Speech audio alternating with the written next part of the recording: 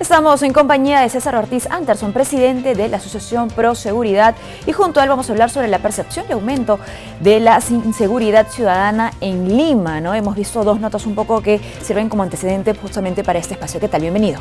Gracias, Mirta, por la invitación. A usted, muchísimas gracias por acompañarnos. En principio, cuando hablamos sobre percepción de inseguridad ciudadana y cifras que realmente podrían ponernos en alerta, ¿esto es proporcional? ¿Van de la mano o hay más percepción que inseguridad real? A ver, la percepción es lo que uno cree que le va a pasar, ¿no es cierto? Y la percepción es muy siente, alta. ¿no? Siente que posiblemente en un corto tiempo o mediano tiempo le va a pasar a ser víctima de la delincuencia. Eso está hoy día sobrepasando, digamos, el 84%, y yo creo que es mucho más. Y lo que es victimización, o sea, cuando uno ya es víctima, cuando ha sido víctima del delito, también se ha incrementado, ¿no? Hay distritos, por ejemplo, como Surco, que claramente los vecinos pues están clamando seguridad, pero en el Callao veamos lo que está pasando. El Callao entró en emergencia, recordemos, 2 veces, y hoy día las tasas delictivas en el Callao son más altas que cuando se declaró en emergencia el Callao. Entonces vemos que lo que ha sucedido pues no ha sido digamos una estrategia adecuada, ni se ha seguido, y eso no solamente es por hablar de 2 distritos, ¿no? Los 43 distritos de Lima hoy día están siendo duramente golpeados por la delincuencia. Ahora es cierto que este es un problema del gobierno central, un 80%, y en un 20% digamos son los alcaldes los que tienen responsabilidad, ¿no? en el tema. Muy bien, gobierno central, los gobiernos locales. Vemos entonces que la percepción, ¿no?, de inseguridad ciudadana es real, ¿no es cierto? Tiene asidero porque efectivamente hay más inseguridad en nuestro país, y quisiera compartir algo que un estudio que hizo CPI a fines de marzo de este año, justamente con la siguiente pregunta. Fue un estudio urbano y rural.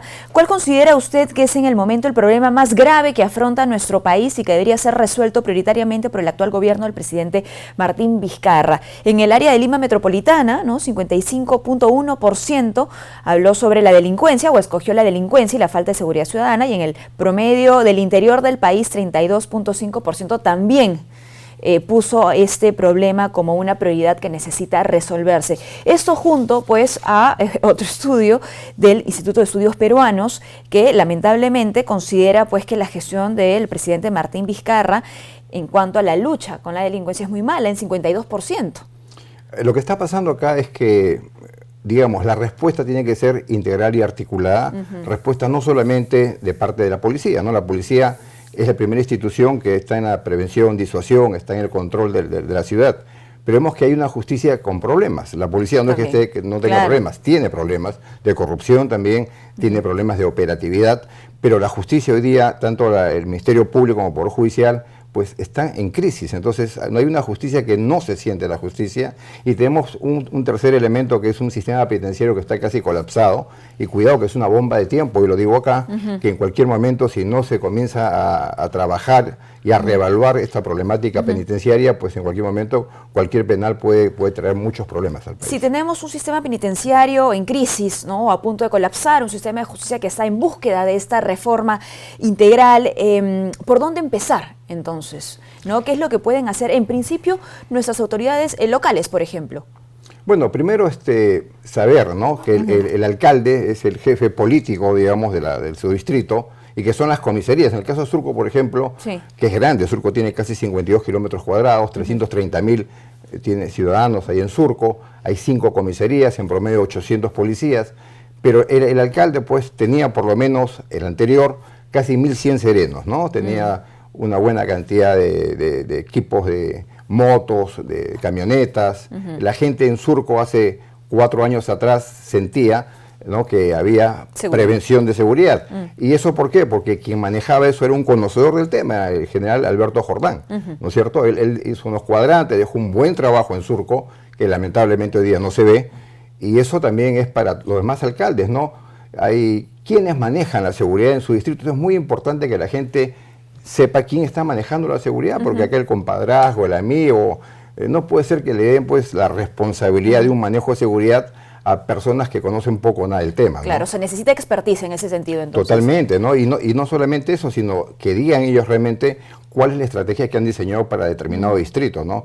porque vuelvo a repetir, el Callao ahorita es un distrito que tiene altas tasas delictivas de homicidios. Ayer hubo 2 homicidios en el Callao. Bueno, que haya expertise y ojo también con lo que ha dicho nuestro invitado, ¿no? La continuidad de aquellas medidas que han sido efectivas en otros periodos tiene pues que permanecer.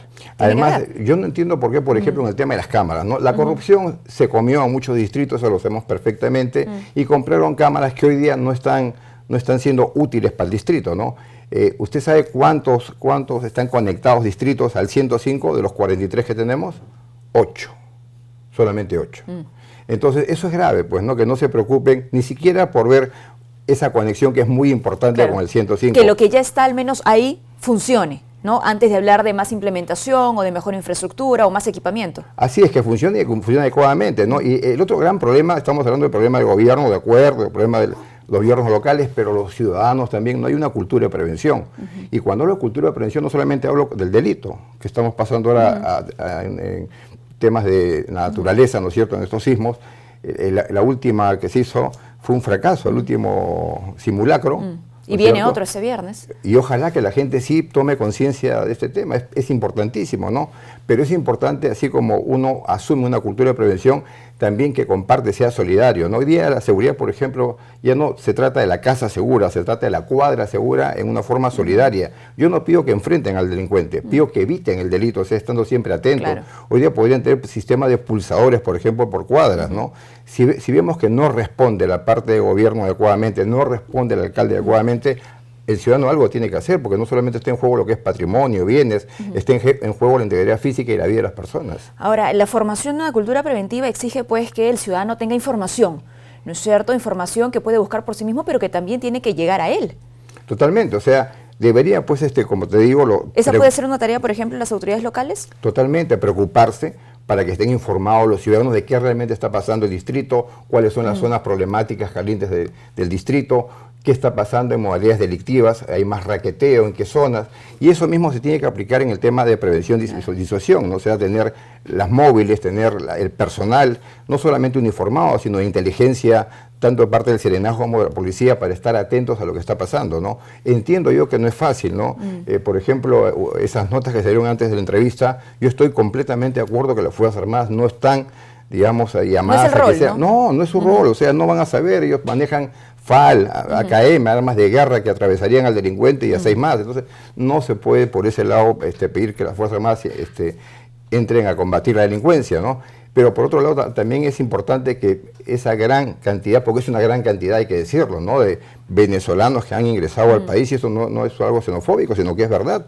En Ecuador sucedió, en Colombia sucedió, acá hubo un ingreso irresponsable sin hacer un tamiz, un control, y hoy día tenemos pues una delincuencia en un número importante, ¿no? De más o menos 800.000 que han entrado, yo calculo un 1%, pero si hablamos de un 1%, hablamos de 8.000 delincuentes que de pronto han ingresado en la ciudad, y no solamente a la ciudad capital, a otras ciudades del país. Lo que pasa es que otras ciudades han tenido, por ejemplo, yo estoy en Cajamarca, y los ronderos han podido controlar a ese grupo de malos venezolanos que han ingresado, que son los menos, 1% estoy diciendo, ¿no? Muy bien. Pero sin embargo los hay, ¿no? No, además el informe detallaba explícitamente cómo estaban las cárceles integradas, ¿no? Me parece que la mayoría de reclusos eran colombianos, por ejemplo. Exacto, son colombianos, pero son temas de narcotráfico, pero también hay raqueteo, hay sicariato, o sea, esas cosas están sucediendo en Lima, o sea, realmente la gente está clamando seguridad porque en todos los distritos hay pues inseguridad.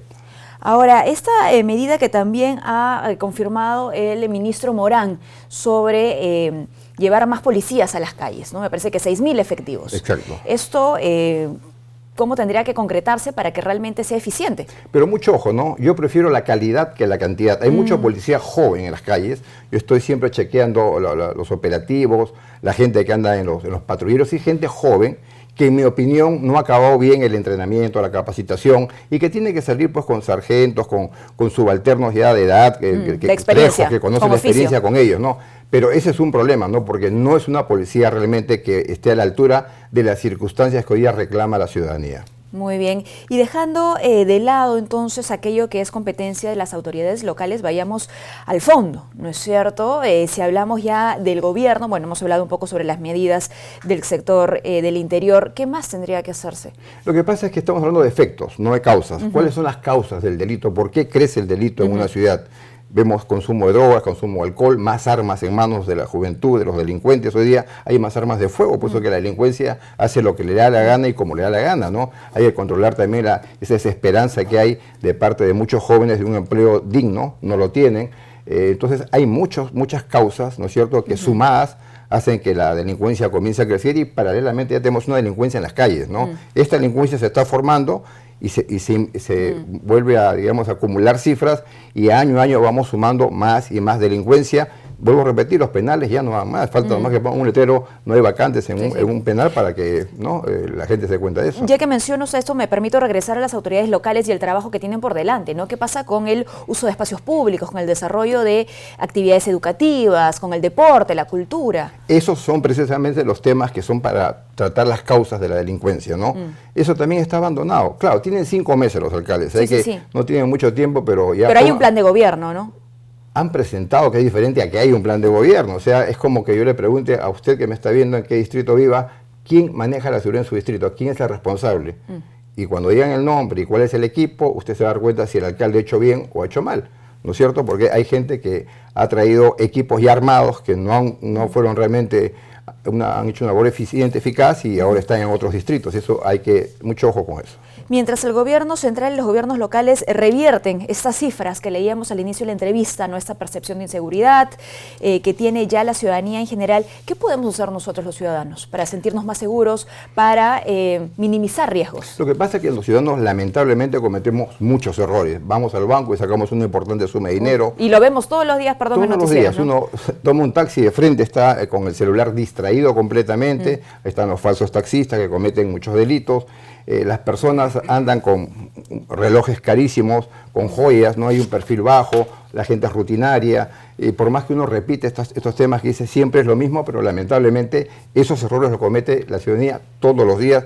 No, por ejemplo, los empleados, ¿no es cierto? No hay un control, un chequeo realmente de dónde vive, dónde han trabajado antes, simplemente los toman y si son de otra nacionalidad le piden simplemente un papel que es falsificado totalmente, generalmente, y entonces nos exponemos mucho nosotros con esa actitud de que no tenemos una cultura de prevención y entonces el delincuente saca ventaja de eso para poder cometer sus fechorías. Bueno, lo que decía usted, ¿no? Trabajar entonces en esta cultura de prevención que, repetimos, es también responsabilidad de nuestras autoridades, ¿no? Educar, informar, llevar la información al vecino, pero no hay que esperar en todo caso. En todo caso lo que podemos hacer es... Hay que generar buenos hábitos. La seguridad ciudadana es tarea de todos y es responsabilidad de nadie en muchos distritos, porque nadie es responsable, porque cuando uno comienza a preguntar qué pasó, en el caso del Jockey Plaza, por ejemplo, ese asalto que hubo de 14 personas que entraron al segundo piso con comba, rompieron 14 minutos dentro de ese centro comercial, uno de los más importantes, y saca un comunicado diciendo aquí no pasó nada, ¿no?